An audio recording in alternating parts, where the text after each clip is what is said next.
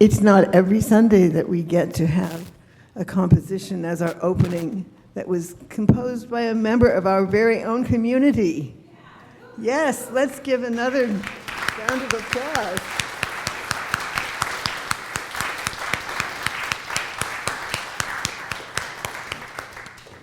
Welcome to First Parish in Bedford. We're a Unitarian Universalist congregation where we come together every week as a people with diverse beliefs and a shared commitment to bring more peace, more love, more justice, and more joy into the world. Whoever you are, whoever you love, whether you worship one God, no God, or many gods, you are welcome here. Today is our annual lay-led service honoring International Women's Day. We are very happy to welcome our special guest speaker, Eileen Campbell of International Justice Ministries. I also want to say a special welcome to all of our visitors this morning in person and on Zoom. We're glad you are with us today. Here in the sanctuary, you're invited to fill out a blue connection card, which you'll find at the end of the pews. You can give that card to one of the ushers during the collection, and we will add your name to our mailing list. On Zoom, we will put a link in the chat to a form you can fill out as your virtual Blue Connection card. Parents and caregivers of little ones, there's a nursery available downstairs for your convenience.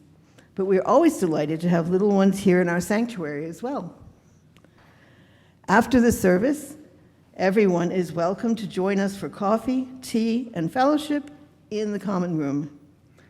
Visitors, if you see someone with a red coffee mug in their hand, this is a person from our membership team who would be delighted to say hello and answer any questions you might have about the church. We have a few announcements today. After the service, we're having a special faith development forum on our adult volunteer needs for our children and youth, for that programming for youth. Everyone is encouraged to attend. It is from 12 to 1 p.m. upstairs in the basement. Registration is open for our annual First Parish weekend retreat at Ferry Beach on May 8th to 10th. Come for the s'mores, stay for the camaraderie. This year, there will be children's programming on Saturday morning, and teenagers have the option to stay in a cottage with other teens. You can register directly with Ferry Beach using the link on the First Parish website. Rooms are available first come, first served, so register sooner rather than later to get the room you prefer. If you have questions, please reach out to Carla Bradford, Rebecca Neal, Reverend Annie, or Nate Sellers. March 28th is No King's Day. See a special flyer in your bulletin for more information. Finally, the annual Talent and Treasures Auction is also Saturday, March 28th. The catalog for the auction is open, and we need your donations to make this event a big success. So please visit the Talents and Treasures website and submit your auction donations soon. You can access the website on the main page of our website at uubedford.org. That is it for announcements. Now, every Sunday at First Parish, we light our chalice, the symbol of Unitarian Universalism. Rebecca will light it as I read this blessing by Selena Fox. We kindle this flame with love for mothers and for mothers past, present, and future.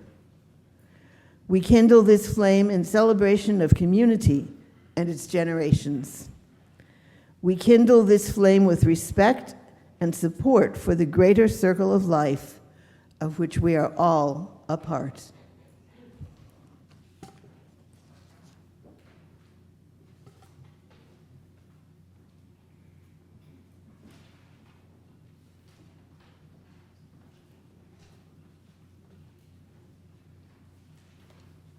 Good morning. My name is Rebecca Neal. This is the 9th year you've allowed me to put together a Sunday service about women. I'm so grateful that you've put your trust in me year after year. Our main goal of these services has always been to let her speak, to lift voices that aren't always heard, perspectives that aren't always shared. In doing that, we hope to expand our understanding on what it means to be a woman in this world. I want to make a little note about the order of operations here. You're going to see a little bit different. Usually we do share our offering before the service, before the sermon. Today we're going to do the offering after the sermon because we have a guest speaker who will be talking about the organization that will be receiving half of the donations today as part of the Share the Plate. So we felt like we didn't want to preempt that, and we moved the offering to after the sermon. Today our service falls on International Women's Day, March 8th. Back in 1909, on the first National Women's Day, it was a day of protest for safer working conditions and for the right to vote. The first International Women's Day was in 1911. Days later, the Triangle Shirtwaist Factory exploded in flames and killed 146 people. Many of them were women, and many of them were trapped behind locked doors in already dangerous conditions. And this was exactly the kind of thing that was being protested in 1909. 1917, thousands of Russian women protested on International Women's Day for bread and peace. This, according to the Russian calendar, took place in February in 1917. And some people say this was a precursor to the Bolshevik Revolution. Yeah, women started the overthrow of the Russian autocracy and the beginning of communist Soviet Russia. These days, International Women's Day is barely acknowledged in the United States. In other countries, it's kind of a hallmark holiday, similar to Mother's Day. It celebrates women with cards or flowers or special meals. But here in the US, it's kind of like Sibling Day or National Donut Day, right? But without the free donut. Nonetheless, the United Nations chooses a slogan every year for International Women's Day. This year, it is rights, justice, action for all women and girls. It calls for action to dismantle all barriers to equal justice, discriminatory laws, weak legal protections, and harmful practices, and social norms that erode the rights of women and girls. Wow. That makes me exhausted just reading it, never mind imagining if that could ever be possible. And I think that for many of us here, I can speak for many of us here when I say that we are weary. The barrage of violence in our streets, atrocities at the hands of our government, and the dizzying reversal of civil liberties can feel soul-crushing. We call it unprecedented, and it may be unprecedented here in the United States, but it is not unprecedented around the world. And that's why I've invited one of my very best friends, one of my favorite people on this very planet, Eileen Campbell, to speak here today. The international community has much to teach us about how to continue in the wake of trauma, in the wake of setbacks, how to persevere when it feels like the deck is stacked against us. And today's opening words come from Malala Yousafzai, the young woman who risked her life to speak up for the right to education. She said, "I raise up my voice, not so that I can shout, but so those without a voice can be heard." Our opening hymn today is "This Little Light of Mine." Brad is going to lead it in a cappella. It is number 110 in our gray or cloth, 118 in our gray or cloth-backed hymnal. Please stand in body or spirit and Here, if you've got the hymnal in front of you, do this. All right. This little light of mine, I'm gonna let it shine. This little light of mine, I'm gonna let it shine. This little light of mine, I'm gonna let it shine. Let it shine, let it shine, let it shine. Everywhere I go, I'm gonna let it shine. Everywhere I go, I'm gonna let it shine. Everywhere I go, I'm gonna let it shine. Let it shine, let it shine, let it shine. Building up a world, I'm gonna let it shine. Building up a world, I'm gonna let it shine. Building up a world, I'm gonna let it shine. Let it shine, let it shine, let it shine. This little light of mine, I'm gonna let it shine. This little light of mine, I'm gonna let it shine. This little light of mine, I'm gonna let it shine. Let it shine, let it shine, let it shine. Wake up!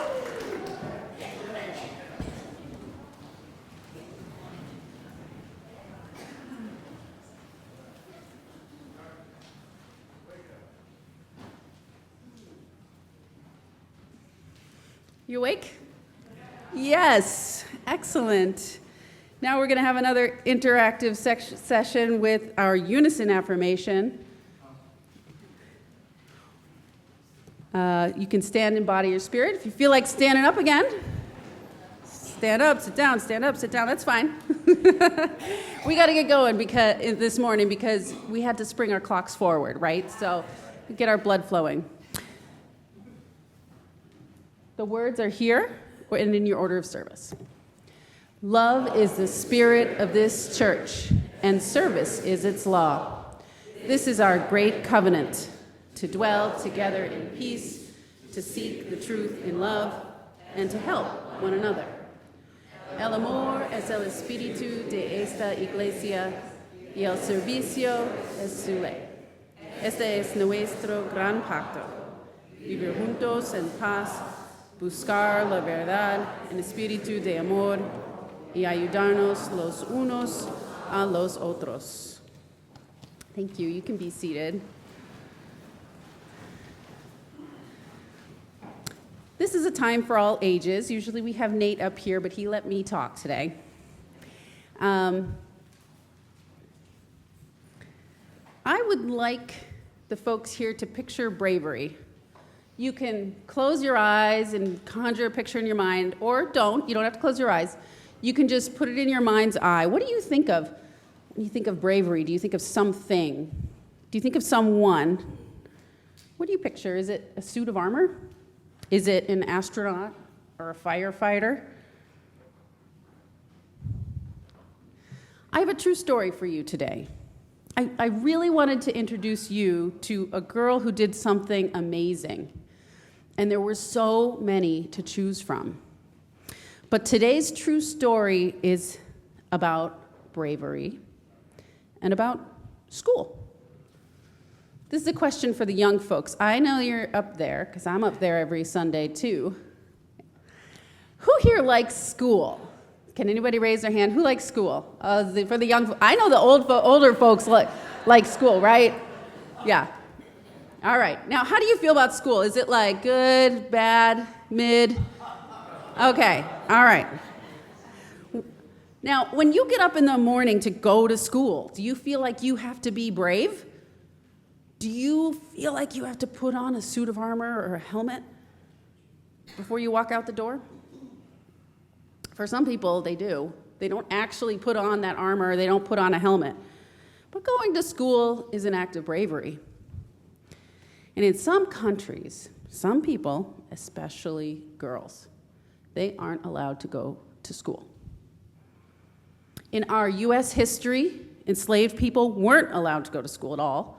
It was illegal for them to even read or write.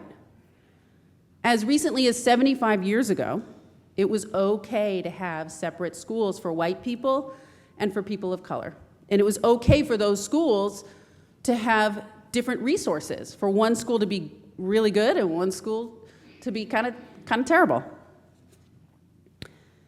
So Bedford, I don't know if you know this, for those of you who went to Bedford schools, they used to have 2 elementary schools for kindergarten through 5th grade. And if you lived in one part of town, you went to Davis School for kindergarten through 5th grade. And if you lived in the other part of town, you went to Lane School for kindergarten through 5th grade. And it was determined by what street you lived on. And people would argue about which school was better, and when one school got something new, the other school wanted something new. It's kind of like siblings, right? But eventually they decided, let's just stop the squabbling and have all the kids go to Davis School from kindergarten through 2nd grade, and all the kids go to Lane School from 3rd grade to 5th grade. So the youth here probably know that structure, and they've probably been to both of those schools if they're Bedford students. But in 1954, things were different. Throughout the country, from New Orleans to Boston, there were schools for white students and schools for black students, and that was okay, according to the law. Now, we know that the law sometimes is a little different from our moral beliefs and values. At that time, it didn't matter what street you lived on, it didn't matter how smart you were, it didn't matter how hard you worked. The only thing that mattered, that determined where you went to school, was the color of your skin, which you obviously couldn't change. It had nothing to do with how smart you were or how hard you worked. And then in 1954, the highest court in the country, the U.S. Supreme Court, ruled that cities and towns couldn't have separate schools for white students and students of color. The court ruled that separating children by race creates separate schools that are inherently unequal. And there were a lot of people who disagreed. The court also said that the schools had to allow integration, quote, with all deliberate speed. Do you know what the word deliberate means? It means careful, slow, and measured. It does not mean fast. So these angry people in New Orleans, this is where our story takes place, it wasn't until 6 years later they tried to stop the integration of their all-white schools in New Orleans. And it wasn't until 6 years later, in 1961, that New Orleans finally allowed any students of color to enroll in an all-white school. They made it really hard. They administered a test. 100 students took it, and 6 students passed. They made that test so hard, they wanted nobody to pass. And of those 6 students, 4 of them decided to enroll in an all-white school. 3 of them went to one in the lower 9th Ward, and 1 of them went to a school called the William France Elementary. Does anybody know her name? Ruby Bridges. What a wonderful name, right? Bridges. She was 6 years old. She was in 1st grade. Do you remember when you were in 1st grade? What were you playing with in 1st grade? She was yay high. I'm not sure she would have been able to see over this podium.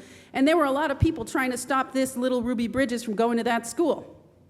So the federal government sent U.S. Marshals to escort her to school. U.S. Marshal is a law enforcement officer. They carried guns.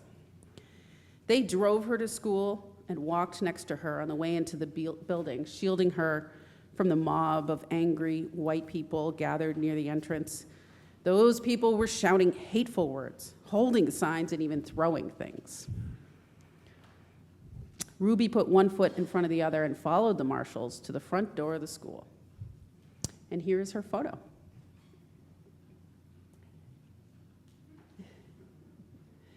It was her viral moment. Photographs of her and of the 3 other girls at the other school were published around the country. Now, the forms of media at that time were newspapers and televisions and radio. And so this photo was a very powerful photo. Going viral meant something different then. Of course, I don't even think the term was coined at that point. People saw little Ruby Bridges, and they saw bravery. But her bravery didn't end there. It didn't end on the first day of school. Angry mobs of white people were at the school every single day, She got death threats. Her parents were fired from their jobs. People were trying to stop her from going to school with white children. Now, what is it about education that people get so incensed about blocking people from accessing it? Ruby kept going. She was escorted by federal marshals every day. Volunteers watched over her house to protect her and her family at night. People donated money to support them. Ruby didn't miss a day of school. She had no idea what her impact was, what the impact of putting one foot in front of the other every single day and every day after that. But people across the nation saw little Ruby Bridges. She's on the steps of the school. You can see the federal marshals in that picture. What don't you see in that picture? Did anybody see those angry people? Could they hear what was being said to her? Could they see what was being thrown at her? No. Little Ruby Bridges and the 3 other girls in the lower 9th Ward, they got Christmas cards that year from hundreds of people across the country. So while they were walking past angry mobs, hearing terrible things, they got cards. One card read, "Your courageous actions will affect all of us in the United States." Another read, "Please accept my sincere best wishes and my humble thanks for so courageous a stand in the great struggle to serve this nation and the whole realm of mankind." Mankind, sitting on the shoulders of a 6-year-old. Wow. A year or two later, a famous artist, Norman Rockwell, painted a scene that was published in a nationwide magazine, and it struck people across the globe. This is an artist who painted scenes from American life, scenes of what people thought of as a normal American life, of people around a dinner table, people in small-town America. And this is what he painted. You know, we've blacked out a portion of this because it contains a hateful word that we never want in our sanctuary. It has the N-word there. So when we look at this picture, what do we see? We see what Ruby was seeing and hearing and feeling. This is how tall she was. She couldn't even see the faces of the people there to protect her, but she could hear those hateful words. She could feel things being thrown. What does this painting make you feel about her? About the federal marshals?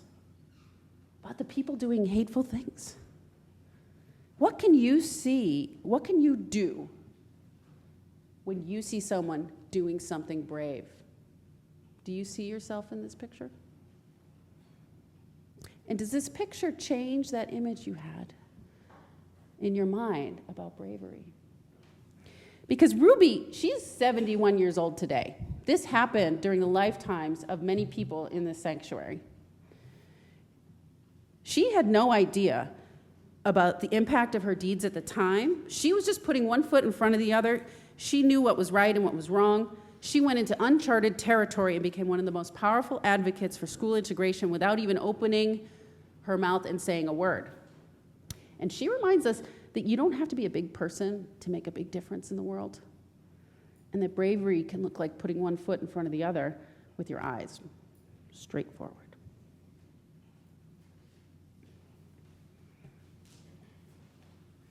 Now it's time for us to sing the children out.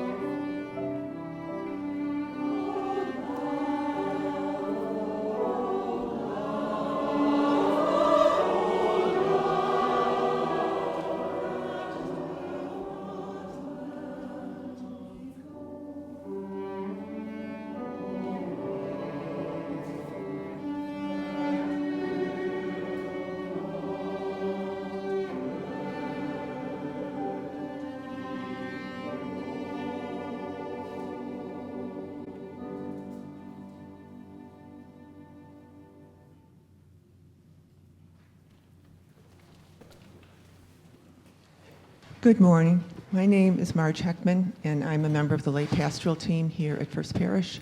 At this time in the service, we invite anyone in the sanctuary who would like to come forward and light a candle of joy or concern to do so.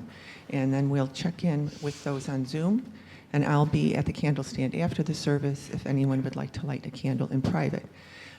Please make sure you hold the microphone close to your mouth and keep your comments brief and personal if you can.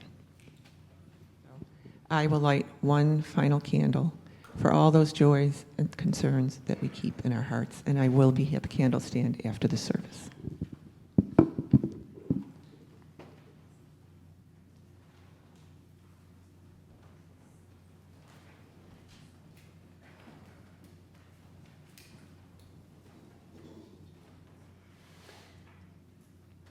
So I gave you a little preview. Today's guest speaker is one of my best friends. She's one of my favorite people on the planet.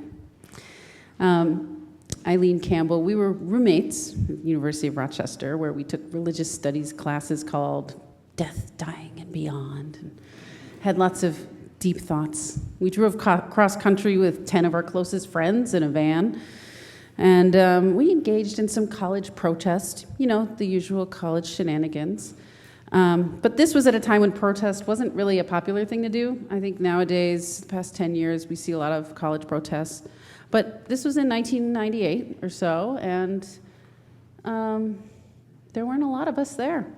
Eileen was president of the school's Amnesty International chapter, and she and her friend Leah decided to campaign the university to stop using sweatshop labor to produce our college-branded clothing that was sold in the bookstore.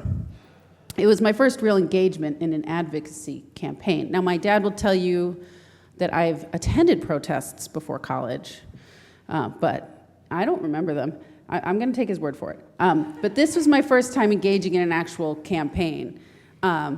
We stood on the steps of the administration building with red tape over our mouths, right? Fists in the air. We got in the local paper. We had candlelight vigils at the student union and sang Bread and Roses. So none of our friends are surprised that 25 years later, Eileen is the global vice president of advocacy and survivor leadership at an organization that literally rescues women and children from slavery. After rallying students on our campus, Eileen rallied people across the U.S. as an organizer for the U.S. campaign to ban landmines.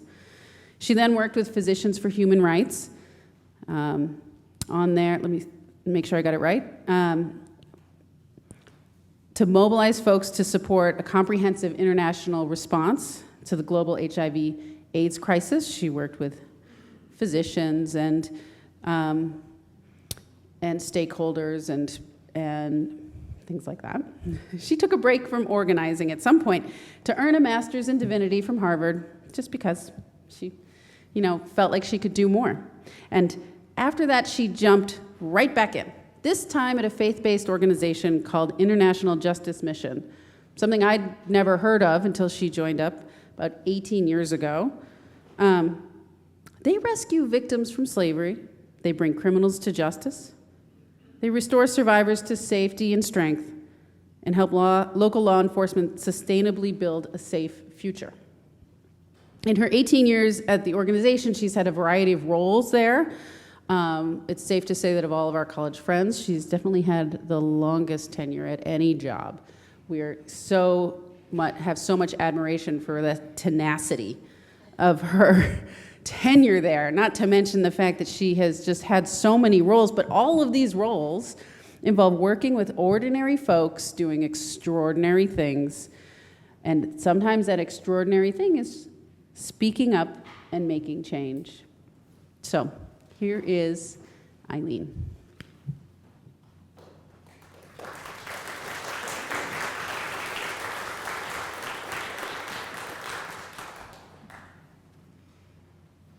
Good morning. Thank you so much for welcoming me into your community on this International Women's Day. And special thanks to Rebecca, someone who has always modeled for me the courage of her convictions, and who, as Rebecca said, has been my friend for nearly 30 years. As Rebecca said, we met at the University of Rochester in our freshman year dorm, which was named after Susan B. Anthony. We are especially indebted to Susan B. because she convinced in 1900 the University of Rochester to admit women. And in a last-ditch effort to meet the university's financial demands for the admission of women, she pledged the cash value of her life insurance. So we're thinking of Susan B. today. I'm grateful for her. Today also feels like kind of a full circle moment for me because it was in middle school that I first told my very devout Irish Catholic parents that I was going to convert to Unitarianism. First Parish Brewster in my town was taking in refugees from El Salvador. They heard about Rumi on Sunday mornings. All my friends in the UU youth group were learning about the civil rights movement and reproductive health, while I was gluing cotton balls onto paper lambs. I thought, yes, these are my people. They have clipboards. They have convictions. It was a very clear answer from my parents that no, you are not converting. But what I envied, even as a kid, was what you clearly have. A community where hope is not passive or disconnected from the world. It's expressed in doing, through showing up for each other and for our world. I never expected to be here. You can picture I'm 5 years old. I've just come home from a very long day at kindergarten, and I walk deliberately into my room, I close the door, and I hurl everything I can pick up against my pink walls as hard as I can. Pencils, markers, stuffed animals, even Barbie. Before school, I had told my mom that the thing that most worried me about starting kindergarten was keeping my knees bent for that many hours in a row, like in a chair. But what really got to me was being silent all day. Other kids spoke a lot. Some of them couldn't stop talking. My silence was self-imposed. The shyness or social anxiety or insecurity that I was born with made me feel so trapped inside my little body. I can remember my kind teacher knowing I knew the answer to a question about the alphabet, encouraging me with her eyes. And I'm just sitting there because I did know, but I'm paralyzed. Sweat is prickling at my brow. My cheeks are hot, just silent. This anxiety about using my voice became a bigger problem as I grew older because the constant backdrop of my life was the music of my parents' record collection, primarily songs of the American Civil Rights Movement and the Catholic 60s. I was the only kid in middle school whose favorite musical artists were Pete Seeger and the Monks of Weston Priory. A slide showing me my favorite albums. What I absorbed from this music was that speaking up is not optional. It's foundational to being an American and a person of faith. We're called to build a better future for everyone, especially people who are on the margins today. That music told me we keep our eyes on the prize and hold on. We trust that we shall overcome what feels impossible right now. We build a city of God where tears are turned into dancing. We walk into the valley of darkness and we are told to be not afraid because God goes before us always. We hear God asking, "Who will bear my light? Whom shall I send?" At 11, I was at a low point in this struggle. I couldn't even stand up to the bully at our bus stop. And since I didn't have the courage to speak out loud, my father suggested that I try writing. So I joined an Amnesty International campaign for prisoners of conscience around the world. These are people who are jailed for their beliefs. I sent out about a dozen letters to people in prison. And then one day, a couple months later, a red and white airmail envelope arrived at my home. It came from a man in Greece, someone in prison, who told me that so many letters had flooded in from around the world that the conditions in the prison had started to change. He'd been able to contact his family for the first time. There was more food. It was less crowded. And he asked me to write again. This was a stunning revelation for me, that I, as an awkward, shy kid in Massachusetts, could impact the safety and life of someone thousands of miles away. This was my first experience of hope as a verb. Hope not as a feeling or a mood, hope as action, however small. Hope as something that we do, even before we feel brave enough to do it. I had woken up to my own power. Fast forward a few years, and that lesson became the foundation of my work as a grassroots organizer. Almost 20 years ago, that led me to International Justice Mission. As Rebecca said, IJM is an international human rights organization that partners with local governments and community leaders around the world to stop violence against people who are living in poverty. And the reality today is that billions of the world's poor live in communities with broken justice systems. We at IJM have local teams in 17 countries addressing modern slavery, sexual violence, domestic abuse, and police abuse. But IJM's first case actually hinged on a simple letter, too. Back in 1997, IJM's founder, Gary Haugen, was the sole employee, supported by a couple of interns. Gary was a human rights lawyer and had this vision to stop violence against those living in poverty. But at that time, nobody knew who IJM was, and so no one would give him a case. He flew to the Philippines because he had friends who were working with kids living on the streets who were regularly subjected to abuse and violence. After 10 days of meetings there, still nobody would trust him with a case. But on his last day, he stopped at a shelter on the way to the airport. And there, the shelter director told Gary that they were taking care of a 12-year-old girl named Catherine, who had been raped by a guy in her neighborhood. She had bravely told her story to a judge who ordered an arrest, but the perpetrator was the son of a local police commander, and so no arrest was carried out. Gary asked if Catherine would allow him to help, and she agreed. IJM had its first case. But Gary got back to DC and didn't know what to do. He had no real power in this situation. He decided to write a letter. So on the brand new letterhead of IJM, he addressed his letter to the General of the Philippines National Police, saying, "Dear General so-and-so, it has come to the attention of International Justice Mission."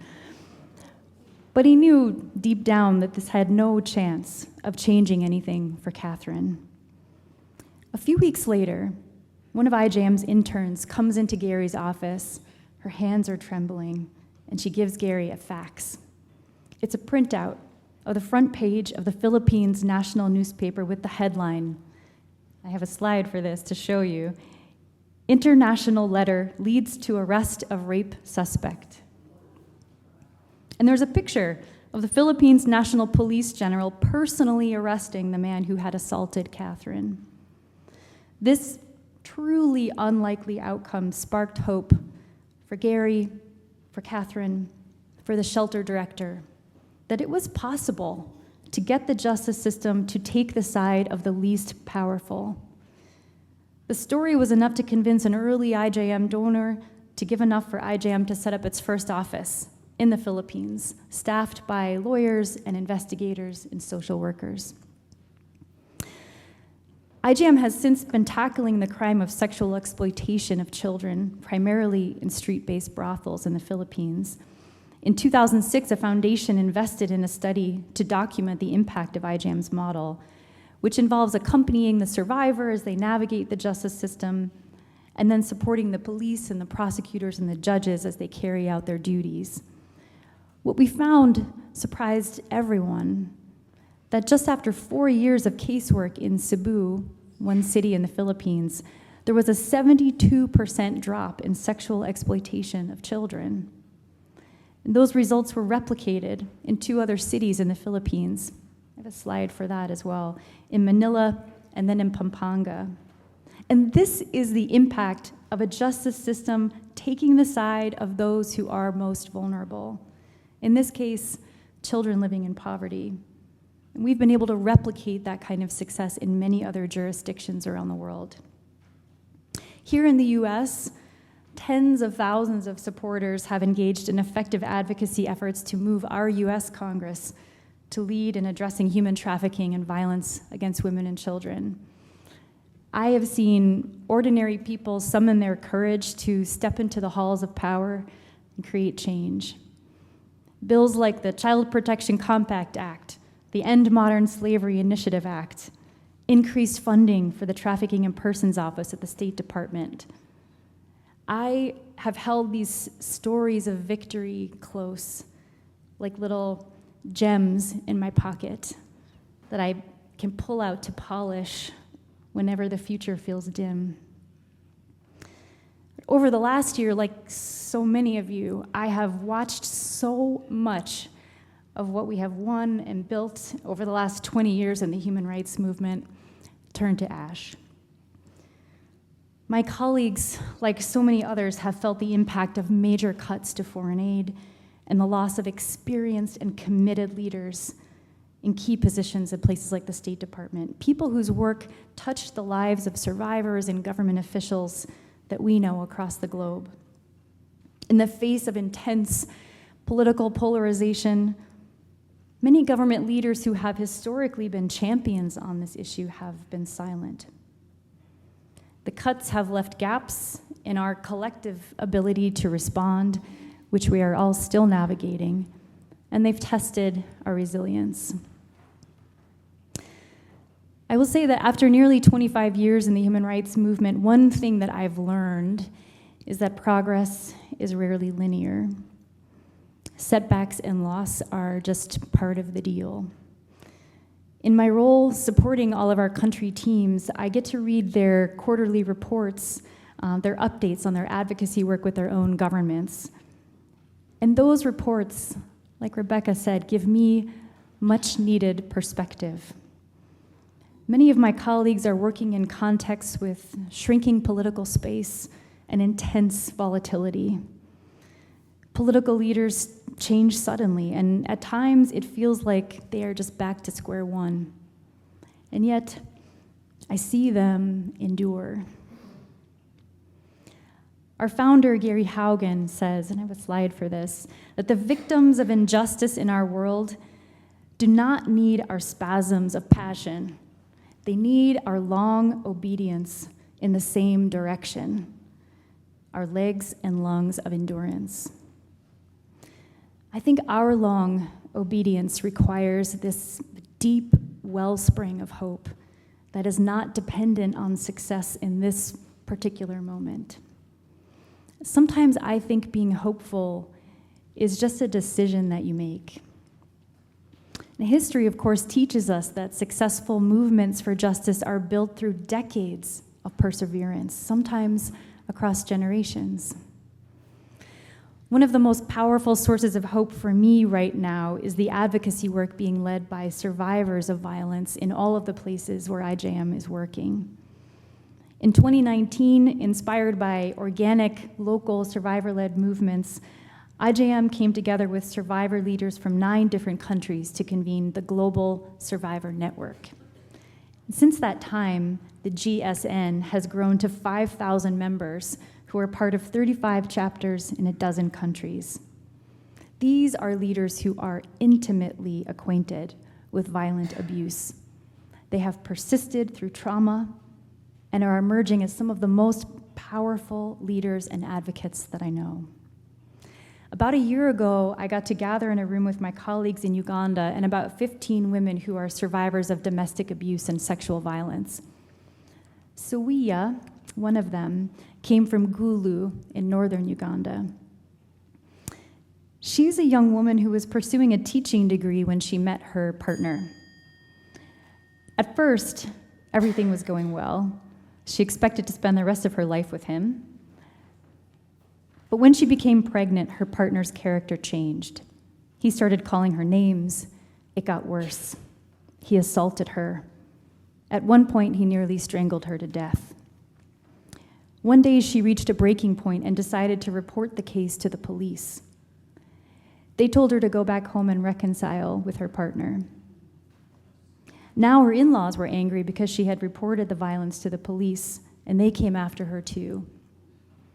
She was alone and without money, and the police would not help her.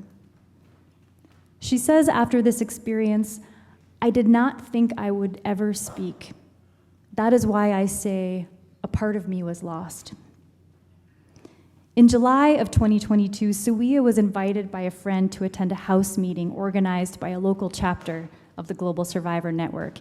This group calls themselves the Gulu Giants. When she showed up, she realized that all the women there were survivors of the same kind of violence. She found belonging, and she says she never looked back. Together with fellow survivor leaders from across Uganda, Sawia, I have a picture of her, if you fast forward. The next one, that's Sawia. They launched a campaign called Speak, End Violence Against Women. This campaign is organizing to shift harmful norms about violence against women and to get local government and law enforcement to respond effectively to the crime. These women have reached thousands of people through house meetings like the first one that Sawia attended. They've organized what they call a sisterhood of women, accompanying other women as they navigate the justice system. They are seeing reporting go up and cases move throughout the system. Sawia says, "We're not just raising voices or awareness, we are building courage." These leaders from the Global Survivor Network, against all odds, are leading movements to protect their own communities from violence in a dozen countries. We can be inspired by them. And this is also where I invite you to be part of their story, part of Sawia's story. If hope is a verb, I think one of the verbs that we're called to is speaking up. Right now, Congress is deliberating on the U.S. foreign aid budget, including funds that prevent violence against women and children. Foreign aid is less than 1% of our federal budget, but I have seen its impact in equipping justice systems, supporting survivor-led movements, and protecting children. This is one small but meaningful expression of global solidarity that we can make. I'll be sharing an action alert with you all that can direct you to a site where you can send your own letter to our members of Congress in Massachusetts. The American writer Rebecca Solnit says that, I think I have a slide for this one, "Hope is not a lottery ticket that you can sit on the sofa and clutch, feeling lucky. It is an axe that you break down doors with in an emergency. To hope is to give yourself to the future, and that commitment to the future is what makes the present inhabitable." I think back to myself at 5, throwing stuffed animals at the wall. That kid had no idea that she would someday sanctuary like this one and talk about the power of our collective voice. In the face of heartbreak and anguish, my belief has deepened that hope is not just something that happens to us. We decide on it, and it expands when we keep showing up for each other across neighborhoods and state lines and even oceans. So I thank you for welcoming me today and for all of the ways that you, this community, already model this truth. Thank you.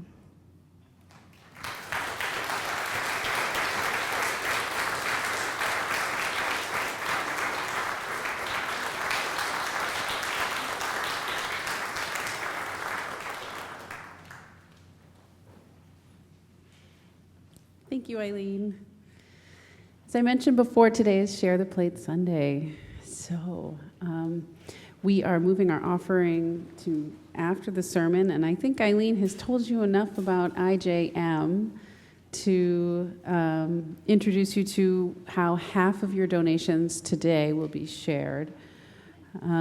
If you're sharing online, it will say Share the Plate Sunday on the drop-down menu, or when you drop your funds down into the basket as it's passed, know that International Justice Mission has an incredible impact. They are providing trauma therapy and medical care to survivors, small business seed money, and legal representation to survivors around the globe. Freely you have received, now freely give. Thank you.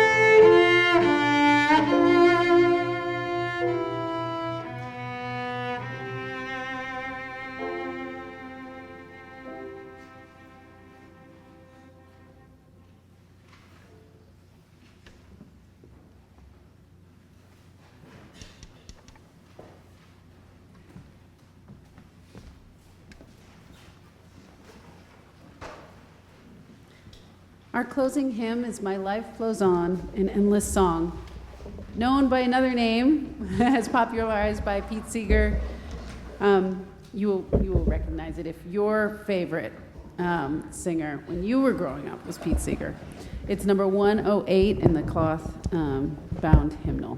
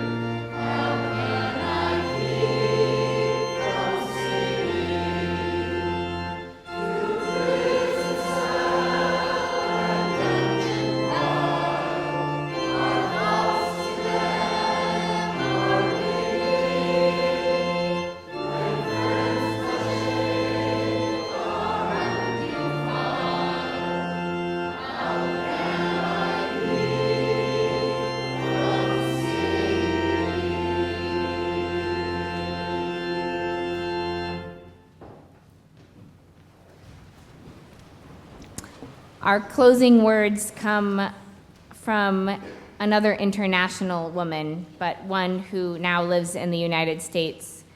I met Irma Lemos when she first came here seeking asylum, and she stayed in my house for a few weeks after attempts on her life due to her activism in Honduras. And these words, in Spanish, as in other Romance languages, as you may know, all words are gendered. And this list of nouns that I will read in an English translation all end in as or a, the feminine ending. And as you may know, it's normal to treat the masculine ending as neutral, that if there's even one man in a group, you use the masculine ending.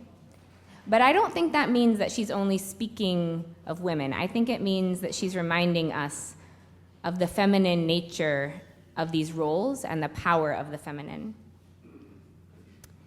The defenders, the peasants, the garifuna, the indigenous people, the caretakers of our rivers, mountains, beaches, and forests, the seekers of our children and family members who have been disappeared, the artists, the feminists, the healers, all those who demand justice and reparation.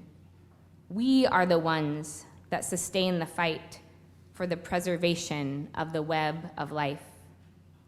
In us is the collective web that we have woven. Here is the power and the methods in which we will make possible the dreams of our communities and our neighborhoods.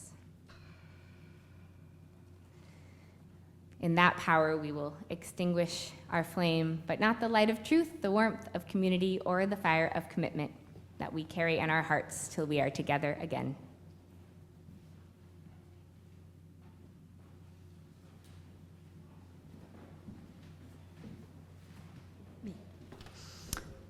I played this song for a friend recently, and perhaps a former friend, and he suggested strongly that I should get a real singer to do it. So, my apologies. I sing like a piano player.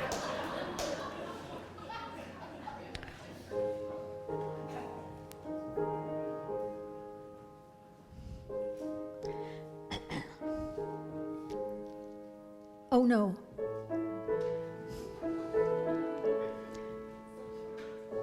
It was better a half step higher. Many is the way, many is the day I've watched go by, seen the sunrise leave the sky, many times the wondering why. Only time could understand, but time abandoned me. I've wasted my todays waiting for tomorrow. And many is the song, many times I've sung and lost them all. Doesn't matter like before, if now would last, who'd ask for more? God bless the times I've had, good and bad, take your bow. But most of all, bless now.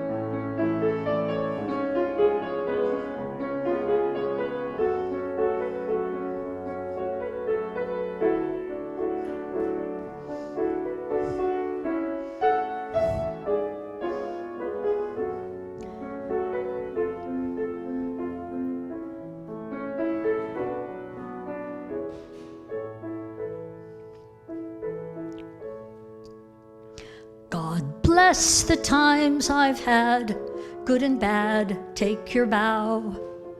But most of all, bless now.